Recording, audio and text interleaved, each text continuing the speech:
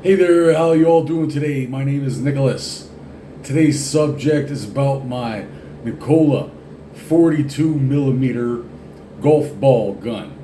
So 42 millimeter is about the average size of caliper of a golf ball, and unfortunately, I need to get a new barrel because this isn't exactly 42 millimeter, and golf balls won't fit in it. But I've been wanting to do it for a long time. I haven't got around to doing it. So unfortunately, you can have different methods of locking this barrel onto the revolver cylinder, but pretty much the pipe locked onto the revolver cylinder. I'll get back to the locking mechanism on the revolver cylinder later. For right now, so basically, you load the pipe with the golf ball, lock it on the revolver cylinder. Load the revolver cylinder with blanks, pretty much wax and paper and a little bit of gunpowder. Gunpowder, wax, and paper. And so the revolver cylinder will be insulated on the internal combustion. When the internal combustion goes off, the wax and paper insulates the flame from combusting the other rounds inside. So even if there was a crossfire inside of this, I tested this out. I got some videos about it. This is just a technical, informal video. I'll talk about it. Probably display how this works later. But basically, what it does is, even if there was a crossfire, which means if there was a crossfire in between the combustion chamber inside here and it was to ignite another chamber inside the revolver cylinder, it just burns out inside the tube. So even if there was a crossfire, it would burn out inside the tube. So crossfires do not phase this gun at all. If you don't know what a crossfire is, it's a technical term for an accident that could possibly happen with these old revolvers. These old revolvers suck. They could potentially be very dangerous. So you have to understand what you're doing with this before you get crazy. This is meant for golf balls only. Golf balls only. Blanks and golf balls. This little pepper box here sucks, but it is actually quite versatile. That's what I like. I mean, it's a Derringer. It's a pocket pistol. Okay? So, oh yeah, by the way, this pocket pistol has a knife on it. This is a bit sloppy on the handle here. I'll explain that later. But it's a pocket knife gun. So, it has a totally functioning pocket knife on the gun. So, you pop them with buckshot, and if they pop them with buckshot, then a ball, then buckshot, then ball, then buckshot, then ball. Then you put your golf ball in your barrel, and then you pop them with the golf ball. So, pop the zombies with the golf ball. So, you have to be very careful with this. Do not ever put anything over an ounce. Do not ever shoot anything over an ounce out of a pistol, out of a little pistol, because the recoil is going to be really, really significant. The more weight you launch out of this thing, the more the recoil. So, with the rifle stock, if I need a, last time I was checking, they ran out of rifle stocks. I wanted to get a rifle stock for this gun, but they were sold out. They needed to make some more. So, but possibly with a rifle stock, you'd be able to shoot 6 ounces with a rifle stock. But with a handgun like this, you do not want to shoot more than an ounce. Do not go over an ounce with a handgun. This is a small gun. So, golf ball gun, cool. Knife gun, even better. Totally functioning knife gun. great self-defense gun. I load the revolver cylinders with different ammunition. That's one advantage about this type of gun. It's a 6-shot, and then once 6 shots are gone, that's about all you got. So, but you're gonna get some hits with buckshot. I fill these chambers with buckshot ball, buckshot ball, buckshot ball, and a blank for maybe a golf ball. And so it's a great close range self-defense weapon. This thing really ain't good for anything over 10 yards, actually, because the ball is just totally inaccurate. There's no rifling inside here, so let's see. Don't shoot firework mortars out of this. It has the ability to do so. I would not recommend doing that. Do not pack this thing too hot with too much crap. It has a big barrel. Don't put a bunch of stuff in here that doesn't belong in the barrel.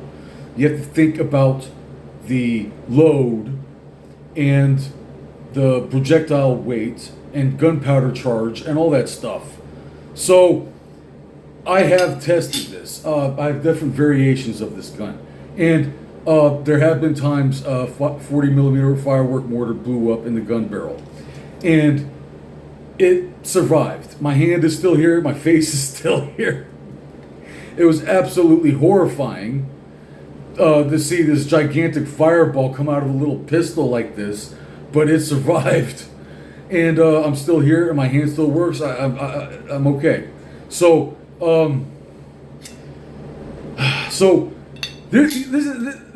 I haven't tested this concept out. I got some videos of other concepts I've tested out with using this, but I haven't tested this concept out. But because it's not the right caliber, I want to get a 42 millimeter. This is like a 40 millimeter, little too small for a golf ball. So this is pretty crazy how something like this can work. This a blow forward break barrel is what I think. I don't know. I haven't tested it out yet. But the idea is here is to load the revolver cylinder with blanks. Load the barrel with a golf ball. Put the barrel onto the revolver cylinder. Just a really tight, snug fit. Doesn't need to be too tight. You know, just a nice, tight, snug fit. And then it's pretty much locked and loaded with a blank and a golf ball inside the combustion chamber here. It ignites, launches the golf ball out. As it combusts inside the combustion chamber, it should blow out the golf ball first before. But as the golf ball accelerates and goes out the barrel, it's going to be pushed apart and blown off. And then, so that what if? I don't know. I have not tested that before.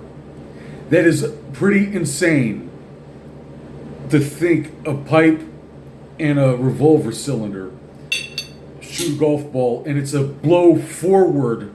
So it's going to be blowing forward and blowing backwards at the same time. Boom. And then the barrel falls on the ground. The golf ball hits the target. Whether or not it's accurate or not. The golf ball supposedly hits the target. The barrel blows off, falls on the ground. You pick up the gun barrel, load another golf ball in it, put it in the revolver cylinder, lock and load it, shoot another blank. Same thing. The idea here is it's a really cheesy. I don't see why that wouldn't work. I'm going to try it out with a little bit of gunpowder here, and a golf ball. I just need to get a right barrel for my gun here. I don't see why that wouldn't work. It's really cheesy. A break barrel, blow forward, break barrel, break off barrel. It's super cheesy. the mechanism to have this brake barrel concept is super cheesy.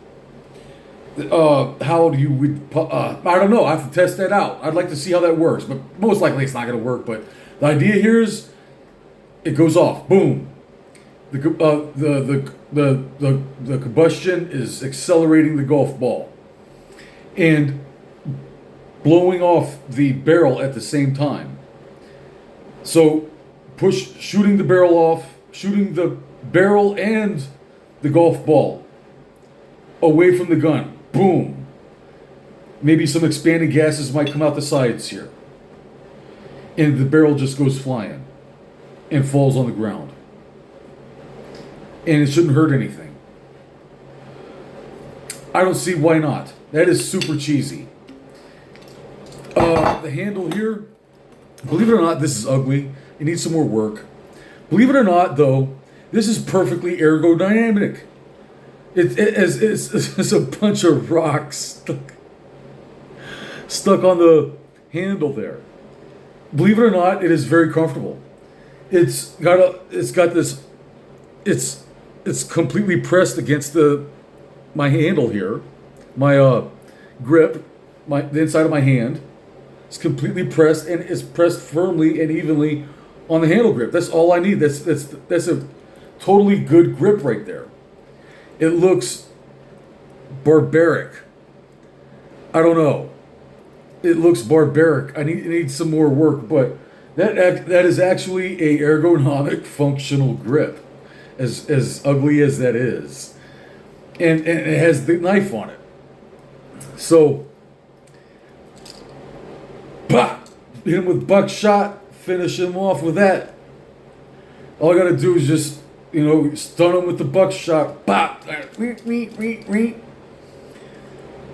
And, so that's a great little pocket knife. Very versatile. I like the versatility of this. I like the versatility of this concept.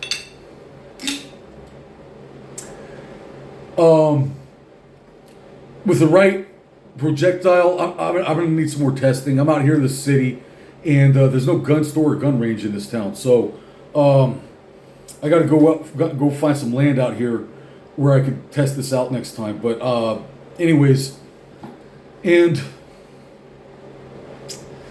I have tested this out. It's a great golf ball gun. Great golf ball gun. It's great for shooting golf balls. This barrel is too small though. I need. So where was I going with this? Golf ball gun, great pocket pistol. It's not. It's really underpowered.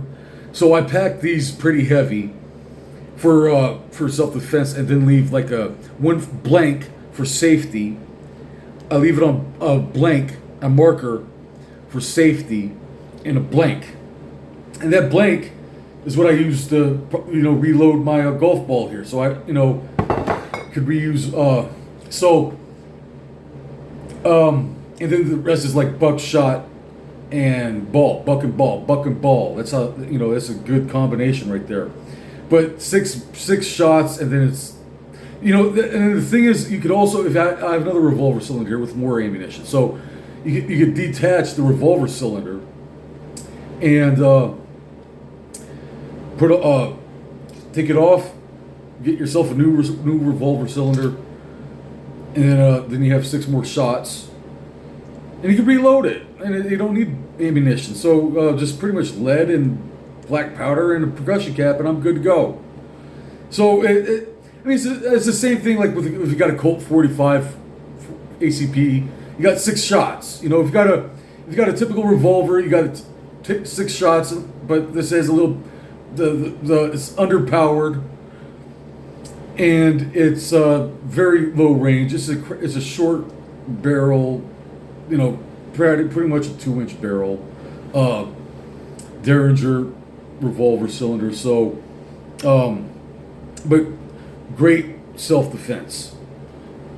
Hit him with buckshot, hit him with a ball, got that blade there for backup. And that is totally legit. That is totally legit.